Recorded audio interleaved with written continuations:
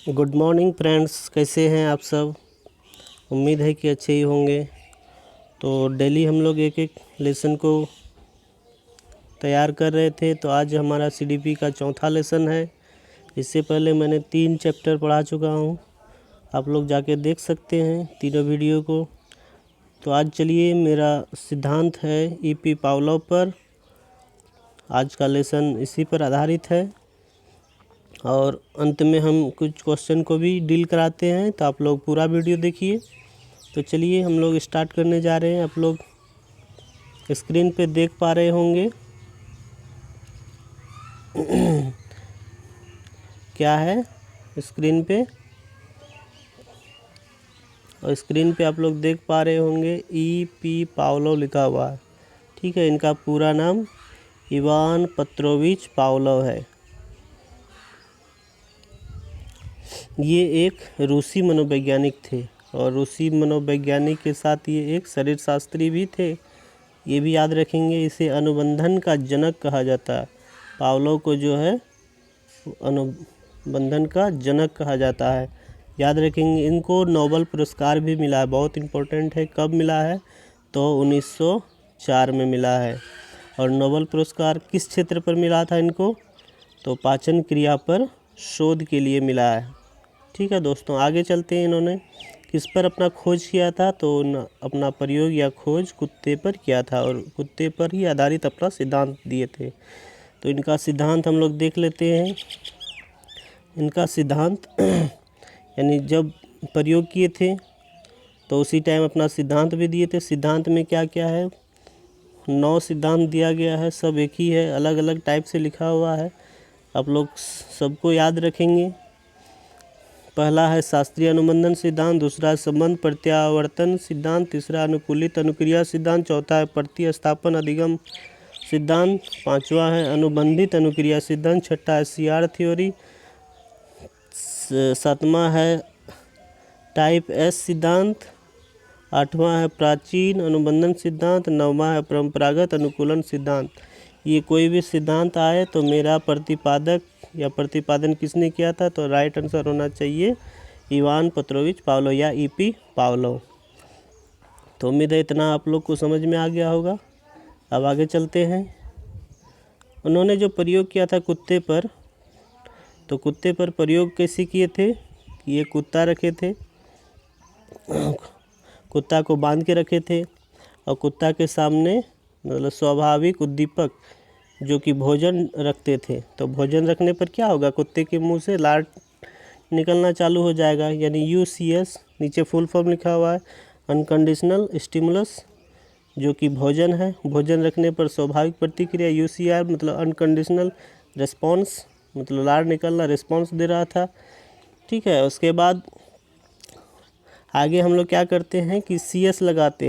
S मतलब conditional stimulus, मतलब अस्वाभाविक उद्दीपक। मतलब पहले घंटी बजा दिए, घंटी बजाने के बाद 2-4 सेकेंड बाद हम लोग भोजन रखते थे। यूसीएस भोजन है। तो भोजन रखने के बाद क्या होता था? फिर कुत्ते के मुंह से लार निकलना चालू हो गया, तो यूसीआर अपना रिस्पॉन्स दे रहा है।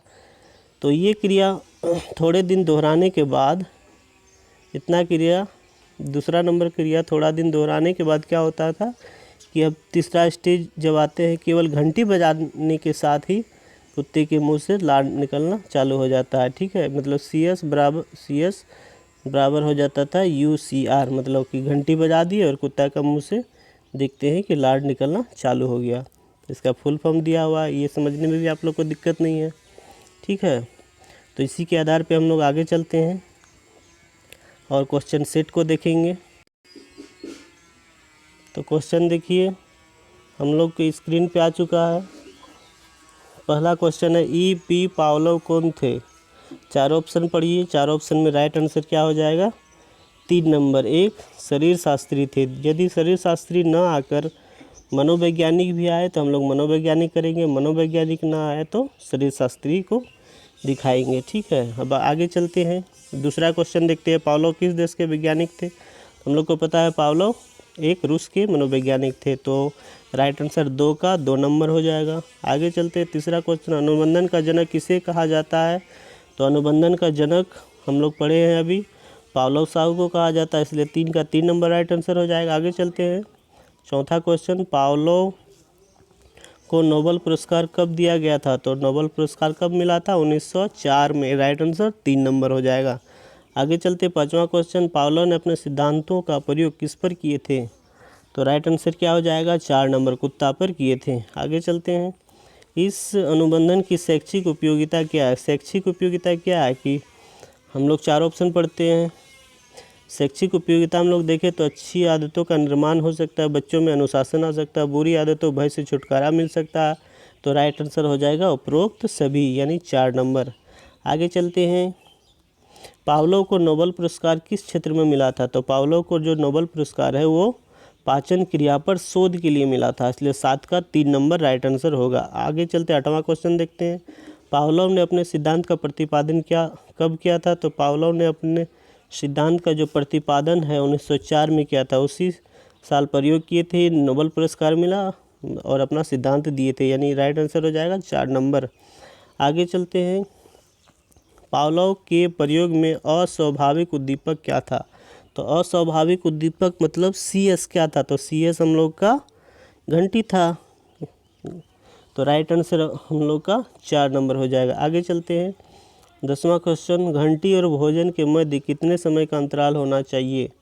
तो राइट आंसर क्या हो जाएगा? 2 नंबर, 2 से 4 सेकंड का अंतराल होना चाहिए। 11वां नंबर क्वेश्चन देखते हैं। अधिगम का पुनरावृत्ति का सिद्धांत किसने दिया है?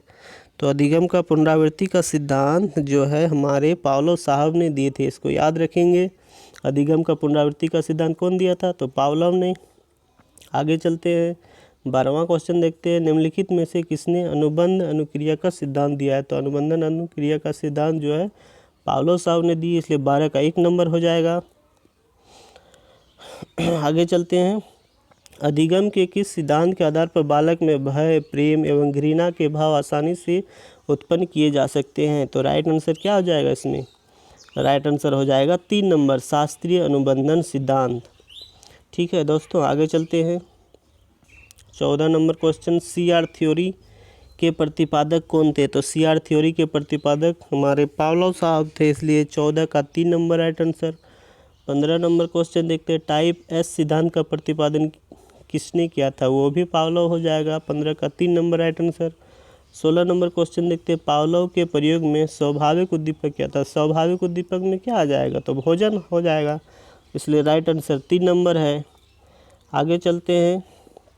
शास्त्रीय अनुबंधन का सिद्धांत किसने दिया था? तो शास्त्रीय अनुबंधन का सिद्धांत जो है हमारे पावलोव साहब ने दिए थे, इसलिए 17 का 1 नंबर राइट आंसर होगा। 18 नंबर क्वेश्चन देखते हैं। जब किसी क्रिया को बार बार दोहराया जाता है तो अस्वाभाविक उद्दीपक भी वही प्रतिक्रिया देने लगता है जो स्वाभाविक उद्दीपक देता है। यह अधिगम का निम्नलिखित में से कौन सा सिद्धांत है? तो यह सिद्धांत है शास्त्रीय अनुबंधन सिद्धांत, क्योंकि हम लोग प्रयोग में देख चुके हैं। आगे चलते हैं। 19 नंबर क्वेश्चन बहुत लंबा चौड़ा है।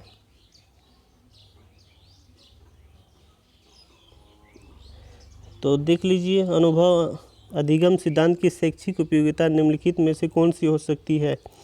1 नंबर है, यह सिद्धांत बताता है कि सीखना सभी तरह से एक उद्देश्यपूर्ण और लक्ष्योन्मुख प्रक्रिया है। दूसरा, यह सिद्धांत बताता है कि जब कुछ पढ़ाया जाए, कुछ सीखने को कहा जाए तो उसे समग्र रूप में बच्चों के सामने प्रस्तुत किए जाए। तीसरा है, छात्रों के व्यवहार को वांछित स्वरूप तथा दिशा प्रदान करने में यह सिद्धांत शिक्षकों की सहायता करता है।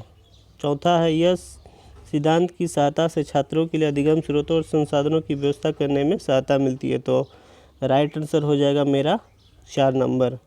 ठीक है, इस सिद्धांत की सहायता से छात्रों के लिए स्रोतों एवं संसाधनों की व्यवस्था करने में सहायता मिलती है। क्वेश्चन देख लीजिए एक बार फिर से।